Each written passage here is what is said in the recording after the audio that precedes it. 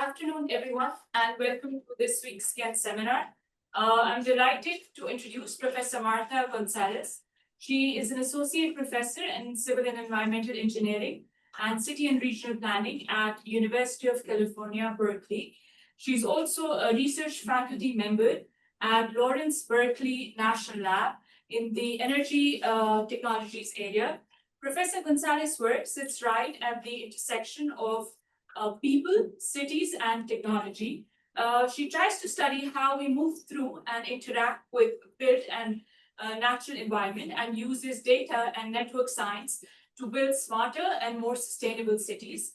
Her research helps us in looking at transportation systems, human mobility, and energy adoption. She has been recognized with several major awards, including the Joseph Sussman Prize and the United Nations Foundation and Bill and Melinda Gates Foundation Prize, and most recently, the Lagrange CRT Foundation Prize for her exceptional work in complexity sciences.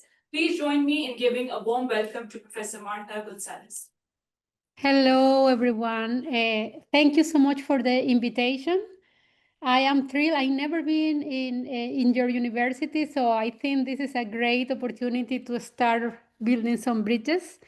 So a little correction to the poster. Now I'm not associate, but professor, but also I prepared a special talk for this seminar that is not a city science, a complex system, a science for cities, a complex system approach. I dedicated the whole talk on planning the electrification of mobility and would present the approach I do that I call a complex system approach. I really would like to make it 35 minutes such that we can discuss, and I would be happy to have your questions. What characterizes some of my research is the so-called mobility science. And I like to say it is because we gave up our privacy to be in constant information, taking information all the time from the web. And that leaves, every time we access a mobile phone, that leaves longitude, latitude, and time. What is most fascinating is that it's not only in the developed world. This is all over the world. That give us the opportunity to create mobility, and the fashion name nowadays is digital twins of any city around the world. If we would have such models, it's almost like nowcasting. The amazing thing is not agent, it's real people with devices, and we can tackle all sorts of usual transportation and urban planning, like freight management, access to employment, electrification of transportation, congestion mitigation, so on and so forth. Of course, the solution and challenges of wicked problems are not solved, but it's a great opportunity to have these new type of models informed by now real-time location in our fingertips. Then, let me tell you a little bit. If we want to create urban models of when, where, and how people choose to travel, what we need to have, and it's very important, particularly in city planning and civil engineering, we need a representative sample of the entire population. It's not only about the users of our devices, because the data is biased, and we would like a complete location of each individual. Then here it comes what I call the complex system approach, and I'm going to give you a little bit of an idea of how these models are built. We cannot know who is the person traveling, the demographics, we cannot know the age, we cannot know the reasons why they are traveling. However, we know across many long times of observation what places they visit, how long they stayed, and so on and so forth. And then what we do is building a network and creating probabilistic models of mobility to complete the sparse and biased data. This is an example, and this data is for a subscription, about $20,000 per year at most for the entire United States. And here is a sample data of one individual. And notice even when the raw data, you cannot know exactly where is home and work, but you can infer, and then we call impute home and work, and all the other locations. And the links means travel between those locations, and even the red dots are typical routes a person takes. It's very rich. It seems to be perfect. However, I caution my students when we work with the raw data, this is 10 months, one user, visualize. When we look into 80 hours, it's very messy because we don't have the typical stays duration. So in few words, there is a lot of sparsity. If you do machine learning models, AI, blind to the transportation know-how, what we can say is garbage in, garbage out. You predict sparse location. And as I mentioned before, we need complete presence of representative samples of the population. The type of models then have some were driven by discovery over several years and a community that we meet in the NetMob, Network Mobility Conference, and it comes from computer science, physics, and transportation. And we have circadian rhythm, heterogeneous rate. A beautiful thing in the discovery is that you can label the places a person visits as an exploration or a return. And with that, you can predict very well the behavior in the returns because they are your what we call fixed activity. And we do other type of models. We do ranking of explorations for the exploration. So by dividing the locations in two types, creating rates of heterogeneity in way people tend to visit new locations versus other people tend to visit less, and NW is a number of trips per week, so on and so forth. We have this as a result. We go from the lower part I show you to a model which is the complete trajectory of an individual. So these have the same home, the same work, and the same frequent visit places, and some patterns of exploration that we cannot know if it's the same, but the synthetic version of somebody behaves pretty similar. Then we can have this type of models. If you don't want to develop your own models, meaning you don't want to work with the raw data, now there is another product called Replica. It's a spin-off from Google that gives you this type of synthetic populations, but it's very rich in terms of the information we get to create these models. Okay, with that said, imagine if we have such models, what can we do? And I prepare a few stories on how we use these type of models to plan for EV adoption. So the first paper and all the papers I'm going to be showing today are based on the PhD thesis of Yaman Wu. She's now professor and she just graduated last year.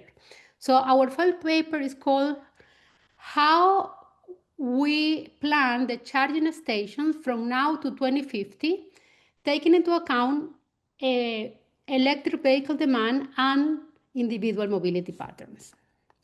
Then the motivation is clear. I don't need to say to this audience, transportation creates a lot of emissions. Personal vehicles are half of the total emissions of transportation. And because in the US, we are not really counting on transit usage due to behavior, we are really depending on electric cars to become the most clean transportation for private movement. Then, why we want to plan better the charging station and the type of objective we had in this work is that based on our observation with other data sources, with actual EV users, we saw that 70% of them are charging at home. It's the type of demographic that can charge at home. And what we would like is that avoid this peak to flatten them and make them charge during the day. Also, as a byproduct is if our EVs are charged during the day, and all the work, most of the work I've been doing is in California, the energy that the electricity that we get from renewables is during the day. So it's a two byproduct. It's to avoid the peak and to be able to use cleaner energy when we charge. Then we want to know when, where, how, and how much people will charge. Then our solution is to do this digital twin mobility informed by mobile phone data and also merge it with a charging habits models done by our collaborator Ram Rajagopal at Stanford. Then basically, with the mobility model I just showed you, we can go to energy consumption and the charging locations and for how long, because if you go from mobility to trajectories, you can have some estimate of the consumption of the trip. Then the one aspect that the mobile phone data doesn't give you is all the source of charging habit, the frequency, the type of batteries, and preference of a state of charge. So it's a lot of heterogeneity in the charging behavior that the mobile phone data alone cannot give you. Then we updated the 2016 model, but it's very similar to what we have. Then Yaman also just did this time view type of framework with a more efficient way with graph learning models, but it's basically completing the sparse trajectory again. And then the speech, that is the work from Ram and Chauban at Stanford, they had 2-point-something millions of charging data, so very rich charging session data with hundred thousands of AVs. And then they do what type of charges they use. It's a very rich type of charging behavior because he has the actual behavior of charging users. They create 132 based on the detailed data of the 2 million charging sessions. And from there, they create these energy loads that give us only 16 segments. Then we have a rich model of behavior, and the way to connect the two is the when they charge and how much they charge. So basically, what we have is through having an important thing if they have charging access at home or not. Then we have in the left-hand side charging access and annual energy consumption in our mobility model, and we have behavioral charging behavior with access or not, and also annual energy. Then we merge these data sets and we call it a model, but it's a pretty rich model that contains charging behavior and mobility. And then we go to our objective function. And what we are seeing to here is the energy consumption at home, work, public, and total for a typical week of this model with the current adoption of EVs by the time we did the work that we have the data. Then what we need to have, and this is a very important aspect, what I told you is the evening peak. So notice the problem. The total have this evening peak that is from 5 to 8. And what we can do is shifting the charging opportunity, and then we call creating personalized recommendation that is consistent with the driver original charging frequency, consistent with the driver original charging level preference for a given location. And of course, we can only charge, let's say, from home to a public place if the charging needs are satisfied with the state time. So we are somehow personalized recommendation that is more rich than just the accessibility distance analysis. And then after with that, what we do is what we gain with that. And then we have the before and after the shift in recommendation. And then we see in the grid peak hours, before the peak hour have depending, and we do a scenario of different adoption rates in our mobility model. Then we have the orange line is the grid peak hour before shifting, and then we really flatten the peak. However, it's a movement of the peak to the off-peak hours that goes from the before to the after. And we see where that need is going to be produced. And we have this supply versus demand. So in this scenario, we have current EV adopters, and we do scenarios of different adoption rates. And then we see the station supply minus the demand in different adoptions, and then where it's needed in peak hours and off peak hours on the public stations. Then the conclusion of this first paper is that personalized shift and recommendations can be effective to reduce peak hour charging. More public charging stations facilitate shift away from the evening peak. And we recommend expanding the daytime charging capacity in the San Francisco Bay Area. But then you may be already thinking, we were doing estimates from, let's say, 2% of adoption to 100% of adoption. And for that, we were doing a Bayesian model that was depending on income and distance of travel until everybody would adopt. But of course, that was naive. We don't know about how and when we are going to reach this curve of adoption. And that brings us to the second paper I would like to tell you about, that is planning the electric vehicle transition by integrating spatial information and social networks. And if we see the trend of adoptions in time, we are still at the very early stage. So it's very hard to use data to project the adoption. And then we were inspired by this paper. I find a great paper that is called Who is Buying Electric Vehicles in California by Gil Tal's group from UC Davis. And basically from the actual people that have adoption, they do this fit of what is the so-called BAS model. That is like an infection model that have a extrinsic value P and imitation value Q, that is like infection from your social network. And they can see the adoption trends of different incomes. And what we see here, if we see in percentage, the high income family by 2030, everybody adopted. But see the numbers, the middle income renters, only 20%. And the low income family was not even representative in the survey.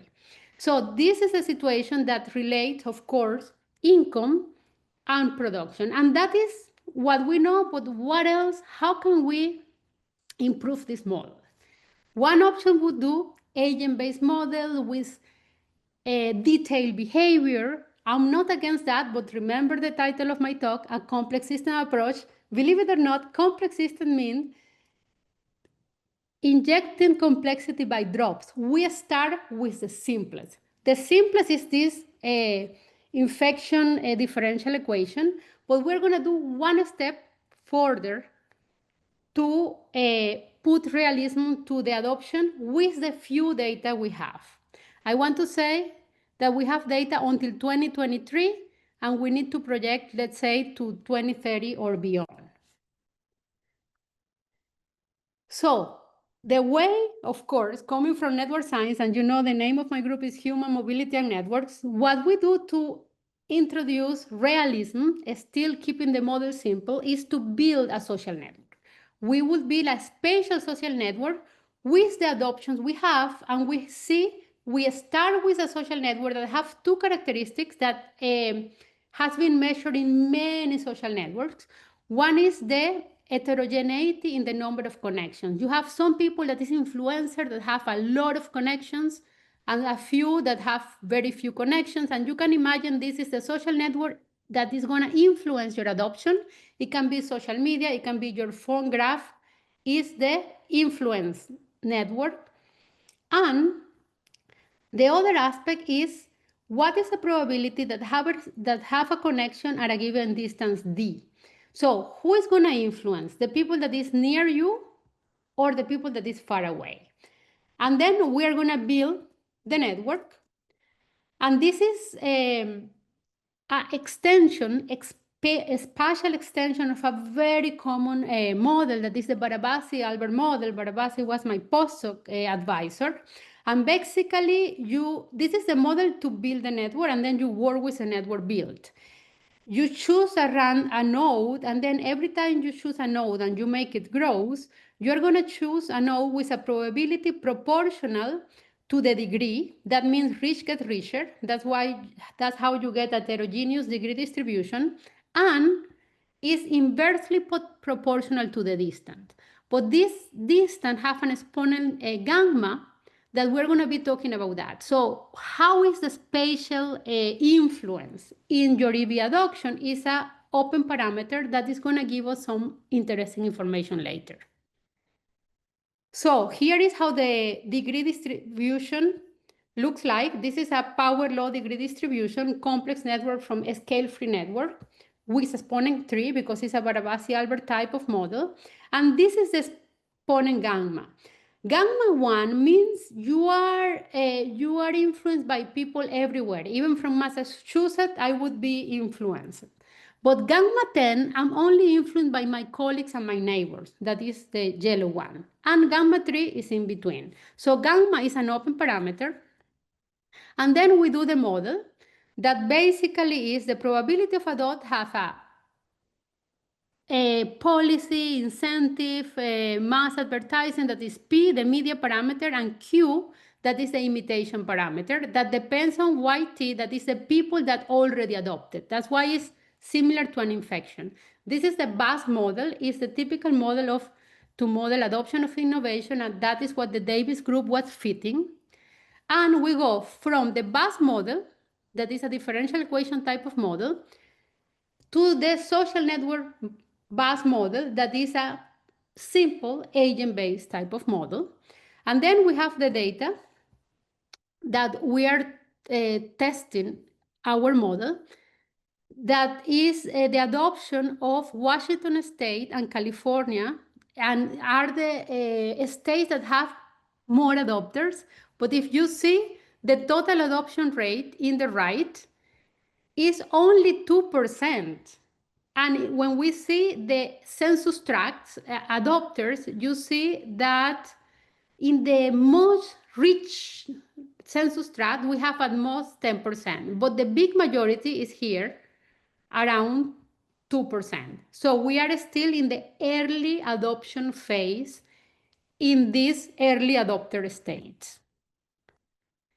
And then we can fit the adoption curve by income, similar to the Davis group, and then we have low income, medium income, and high income. This is the entire state, and we do that at every county with the BAS model and with the social network model. Of course, typical, and this reminded me of COVID. You have data, you have a fit, all models fit the infection data, right? No problem. But if you have this model, what you really would like to do for a model is, if we have the adoption from 2010 to 2023, we want to see what I told you earlier, how we go in the adoption trend to 2030 or 2050. And here is the surprise. With the BAS model, that is the benchmark model with South Social Network, you are overestimating even if you're fitting correct the low income, you are overestimating the adoption by 3 times. And here we have the adoption rate by different counties. And here our social network average 40 models. And we see that the adoption rate by 2050 is much less than the adoption rate with the differential model. But then there is not only that. We cannot just conclude, yes, it's underestimated and we predict that the adoption rate is going to be such. With our new model, let's adopt this model. Notice, with only 2 parameters and different social networks, you can have fit until 2023 and have all these projections. So 2 parameters with so few data is too early to tell. That is the conclusion. However, we could use the information we gain by space.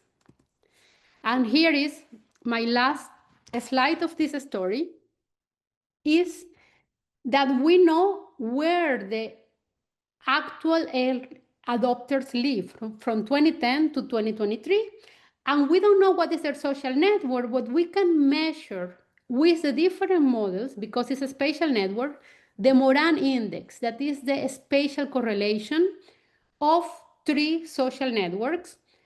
And depending on the social network you have, we have different adoption rates by 2050.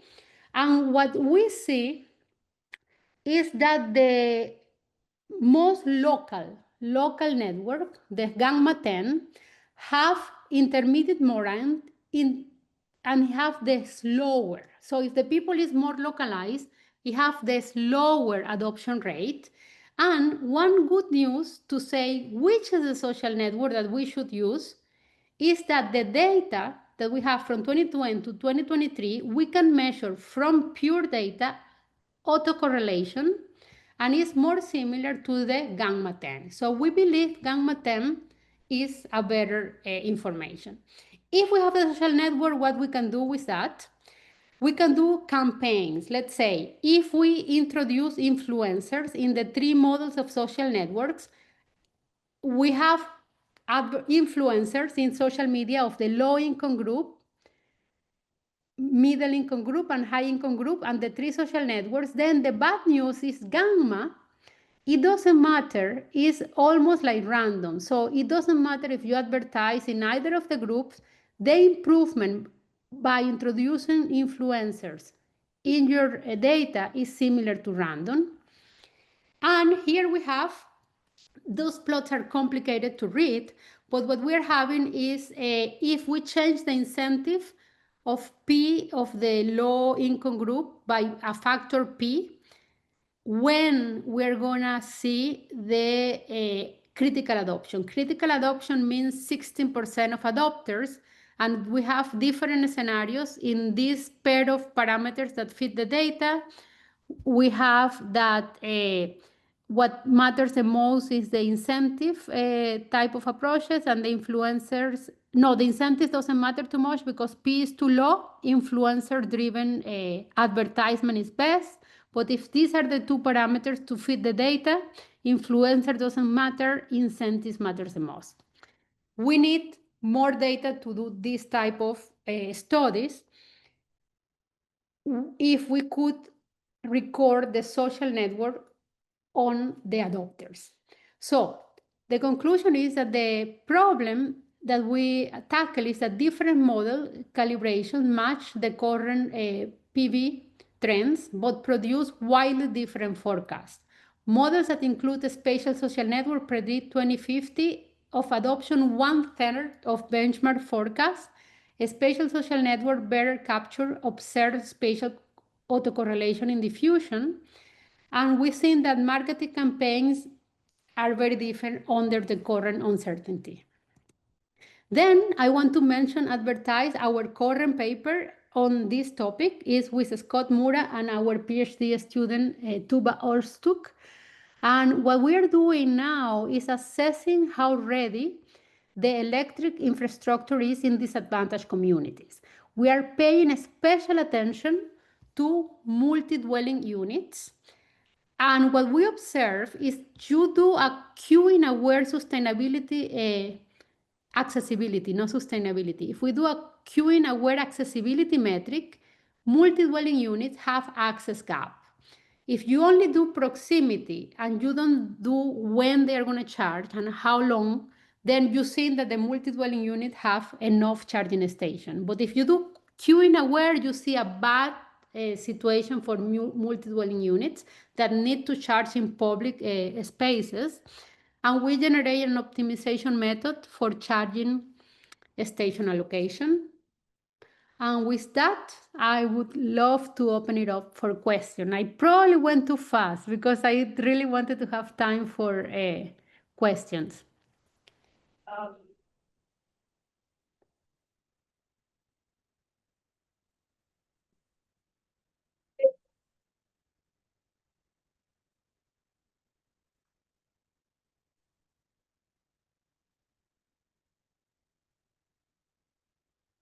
Hello? Thank you so much, Professor, for the insightful presentation. I think we can take questions now. Thank you so much for your presentation.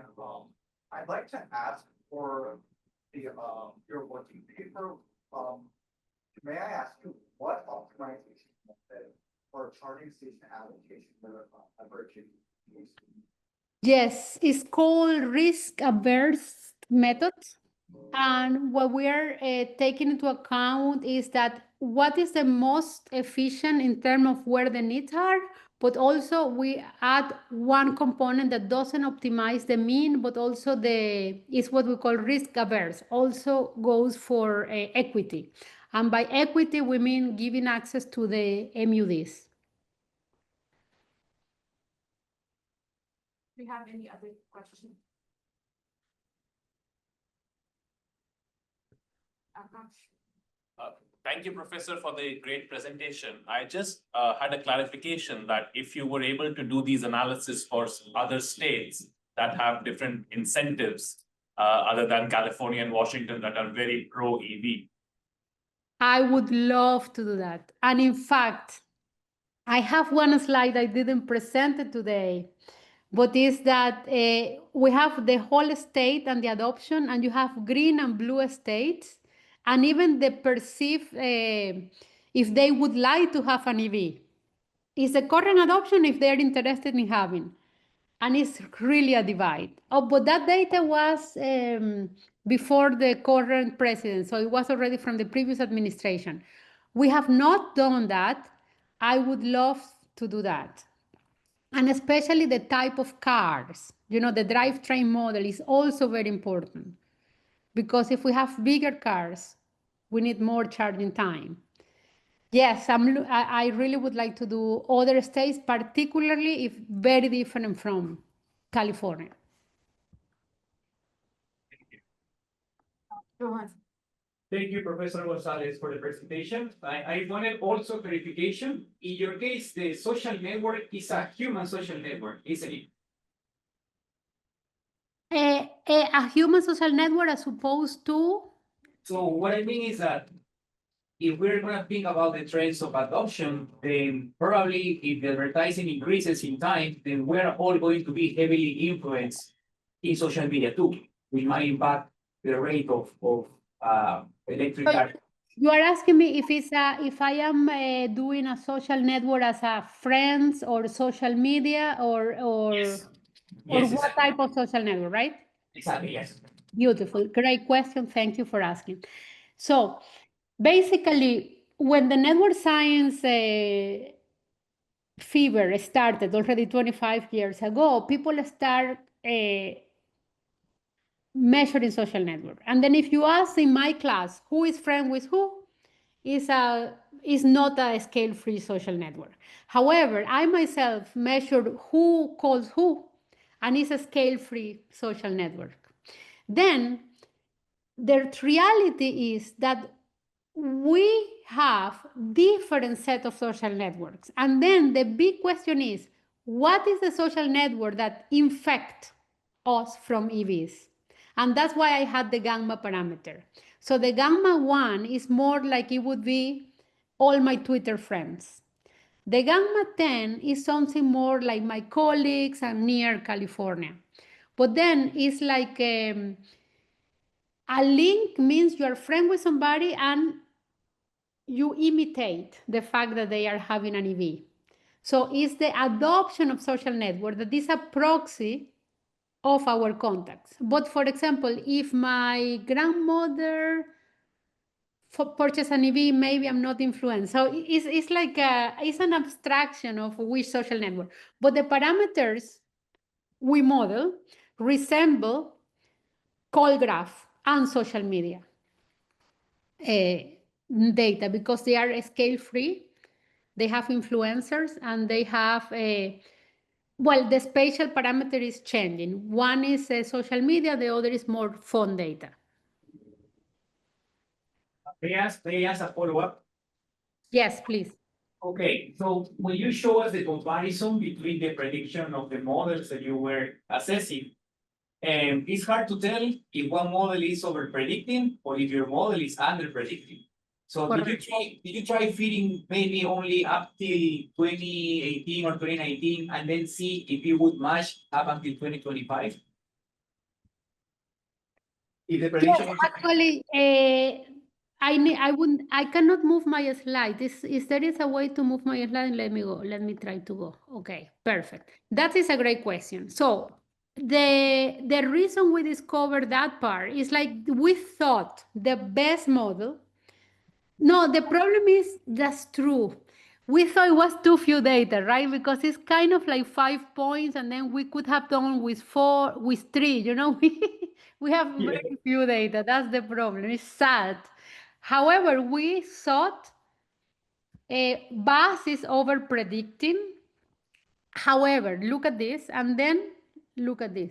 So 40% of adoption 2050 in one case with gamma 1. 40 is a little, yes, overall, all our social networks under predict. I cannot tell you, but I probably, you're right, the reality is in between, not to mention another aspect that would be very interesting in this work if we have more data is P. We try to see the policies when we have the implementation of the car rebate program before it wasn't implemented and then it was implemented. And also we had temporal data on stations. If you have a station, you adopt more. We try those. That would be P with shocks, depending on time with some delta shocks, because it's a good incentive. That would be also nice to do. And that's why we cannot really predict the future if the P will change in time. For example, even after the new president, the EVs became less popular because Tesla was, it became politically ideological, and then people that used to buy Tesla maybe didn't want to buy Teslas in California. That type of things. My poor model doesn't predict. But what we provide everything in GitHub, nice packet, to provide a framework to then ingest more data and continue improving the models. Thank you. We have another question. Another question, are you planning to extend this research to possibly like robo taxis like Waymo? Or are you for now focusing on individual human-driven electric vehicles or trying to optimize a charging and station location for students? Excellent question. With my path, because one thing also new in my slide, I am acting as path director. Is a Center for Advance of Transportation Technologies at Berkeley only this year. And everything we're doing at path is about automation, the scaling of autonomous cars, and the autonomous cars are electric. All the work I did for charging stations, for predicting the income, and so on and so forth, is for individuals. We actually did the number of vehicles per census tract in the 2 states. We are not using commercial. But you are giving a great point. So imagine, is Uber-like? Is different because Uber-like EV is not really a typical commuter. But we did not do for this type of model for Waymo-like, but that would be definitely important competition for the charging station and for the demand and for the energy. It's a whole different topic that it would be nice to be. We are interested, very much interested into the whole scalability of autonomous cars in the state. So actually, when I arrived to Berkeley 7 years ago, everything was about EVs. I did this family of work. Now everybody's talking about autonomous cars. We have more questions. Okay, so I have a question, Professor, about your current work about the allocation of EV chargers. So I wanted to ask which factors do you plan to consider, and the social factors specifically, and which data set do you plan to use for that? The data set was detailed data set on the house characteristics. And again, we don't have the actual EVs. We are having the mobility in detail, and then with the characteristic of the drivers, if they live in multi-dwelling units. So we are focusing that particular aspect of the population, and an important component is, do you have access to charging station at home, yes or not? And then if not, where are the public charging stations close by? And then we do the whole analysis on accessibility, not only by income, but by multi-dwelling unit proportion. Because it's a contradiction. The multi-dwelling units are in dense locations. Because they are in dense locations, they seem to have access to charging station.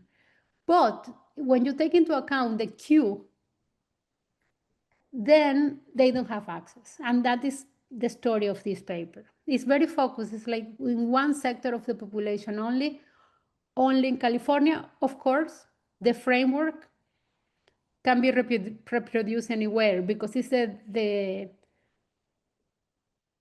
high density constructions are where high population is. High population have more charging public chargers. Thank you so much. Yes, Lama.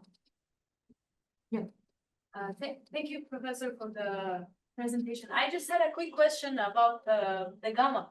When you were showing the plots and you showed when gamma is 10, meaning a localized region, then it doesn't matter. You're kind of saying that the word of mouth stops being influential, regardless of like low income, medium income, or high income people. And I find that contradictory because first of all, I don't know what scale is your localized gamma 10 is. Is it like one city? No, wait. Why you think it means that the word of mouth is not important? I have another interpretation. Because you are showing in your plot, maybe not this slide, but you are showing that if it's like low income, medium income, or high income people, the colored one. This one. okay, Yeah. perfect. You are showing that the income doesn't matter, and like if we consider each group, like high income people are friends with high income people, or low income people are friends with low income people, then it doesn't make sense. Exactly. That is you got perfectly the interpretation of the gammas, and exactly like that I interpret is like you have cluster. You are only influenced by your own income. And then in that case, the what we mean here is we had, by the way, we did simulation of this with a expansion factor of 5. This is LA, Los Angeles. And in Los Angeles, we have 5 something million cars. We did this for 1.89 demographically representative million nodes. And we had a number of seed influencers that they would belong in this network to the 3 groups. And then what happened is that because you are already segregated, the influence is less impactful than if you have a mixed social network. So what I am thinking in this case is that the role of the influencers is more powerful if you have a more mixed by income social network. But yes, honestly, that is kind of my interpretation, but I don't know really why it went down like this. But I wouldn't say the word of mouth doesn't matter. It's just that the demographic segregation, slow down the adoption. That would be my interpretation. Okay, thank you. Do we have any more questions? So, when I visited San Francisco, I noticed that the clean air buses are powered by the overhead electric wires. Have you considered discussing with SFMTA possibly like replacing those buses that rely on overhead wires with electric charging stations? Wow. No, not at all, but you are right. Yes. That makes sense. I have no reasons why not. We have been moving in path, not my group, but Scott's, from Oh. small vehicles electrification to heavier duty electrification, but mostly trucks. And we are also trying to strategies to electrify Caltrans internal fleet, commercial public fleet of Caltrans. We haven't done anything with the buses, so that's just a great suggestion. Probably I would dare to say that we don't have so many people working in transit at Berkeley. Am I wrong? I think in the current generation of professors, not so many people working with transit. Daniel Rodriguez a little bit, and Dan Chapman, they are all in planning. But yes, that's just a great idea. We haven't even discussed that with them. I wanted to ask you this because like in Champaign-Urbana mass transit district area, the buses don't rely on electric wires. So like it's easier for buses to kind of navigate around the city, but for San Francisco, I noticed that there are like missing gaps of the electric wires. And if let's say like the new council member or urban planners want to like reroute certain bus routes. I think that would hinder the transit planning process. So I wanted to ask you if you or like Professor Scott Morris are trying to negotiate that with SFM. I have a dinner today with a speaker, and Robert Cervero is one of big planner professor, and he's coming to the dinner today. I'm going to point that out, and I'm going to say it was from my seminar at Illinois. Yes. The wires is all school. One good thing I remember in Cambridge, particular, because here I e-bike. At Cambridge, when I was in Massachusetts, I drove. One good thing of the wire is that they give you dedicated lane to the buses.